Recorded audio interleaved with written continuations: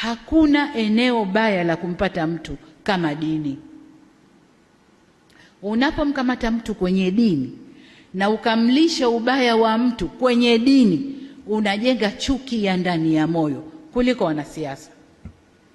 Wanasiasa wakimharibu mtu, wanamharibu mtu kichwani, kichwa hakiweki. Akija mwingine na zuri, ile baya litaondoka, zuri litaingia, lakini ndani ya moyo likiingia, limeingia. Kwa hiyo viongozi wetu wa dini, kaeni kwenye mstari wenu. Dini zetu zote zinasema kila mamlaka imeletwa na Mungu. Kila mamlaka imeletwa na Mungu. Iwe kwenye mamlaka kuna mwanamke, iwe kwenye mamlaka kuna mwanamme, kila mamlaka imeletwa na Mungu. Na sababu ya Mungu kuleta mamlaka hayo, hakuna anojua duniani. Hakuna. Mungu peke yake ndo alikuwa anajua.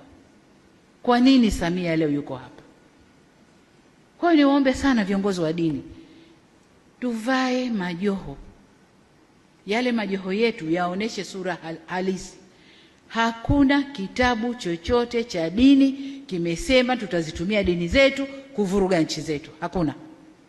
Ni utashi binafsi wa watu kwa ubaya wa nafsi zao. Kwa msivae majoho ya dini mkatengeneza utashi wenu binafsi kwa kupitia vivuli vya dini. Dini zote, niwaombe sana viongozi wa dini, tusimame, tusivuruge nchi yetu.